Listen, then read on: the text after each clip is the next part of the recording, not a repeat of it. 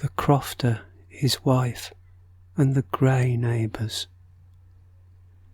Even as the swirling murmuration of starlings sink to the treetop shelter, just as the ghostly barn owl swoops silently over the meadow, even as the moon rises over the barrows on the hill, and your shadow is cast by the moonlight, at that moment pluck a blossom from a red valerian plant, just in case you meet with the grey neighbours, and you are never seen again.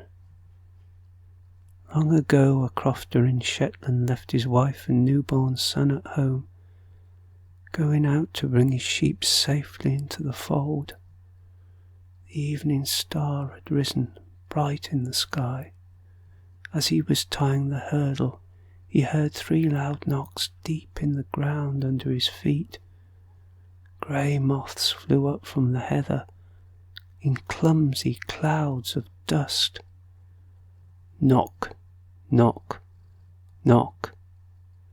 Then as he walked between the stooks of corn and mice scattered amongst the stalks, he heard a voice in the darkness. Mind the crooked finger. Silence, then the lap of waves flooding the kelp beds. Mind the crooked finger. Closer now. Mind the crooked finger. His wife's finger had been broken and was now too bent to wear a ring. Even as the swirling murmuration of starlings sink to the treetop shelter, just as the ghostly barn owl swoops silently over the meadow, even as the pelagic storm petrels swarm around the shadows of the brock, lost souls calling in the dark. At that moment crush the yellow St. John's wort, and you might, just might, escape the subtle web of fey enchantments. She had seen shifting shadows at the window. A robin had crossed the threshold and perched on the crib. It sang so sweetly that it brought tears to the eyes of the young mother. Small faces peered out from the mirror. Whispers and taps echoed under the earthen floor.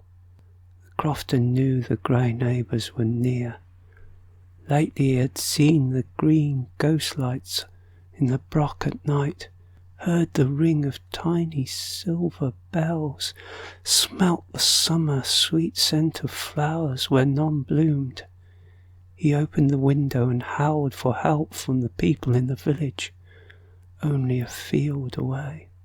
They gathered round the bed, held hands fast, formed a circle, muttered every prayer they knew. The husband was no stranger in these haunted isles. He knew the ways of the fairy folk. He had offered them gifts of fresh apples and warm milk. Let them tread wanton mazes in the hay meadows, dance in the byre at midnight on midsummer, when the darkness never fell. He knew what he should do. Just then a wailing split the silence. It came from the byre next to the house. The old cow bellowed, the sheep scattered across the stone floor, the chickens squawked and flapped their wings. Tiny voices in the dark sang strange songs. The crofter lit a candle, barely able to hold the quivering match to the wick. He took the family Bible, where all the births and deaths were recorded, opened it, grabbed a knife from the kitchen drawer. The cold iron glowed in the guttering light from the candle. He bit the wooden handle so the blade pointed out from his mouth. Then he flung open the door to the byre.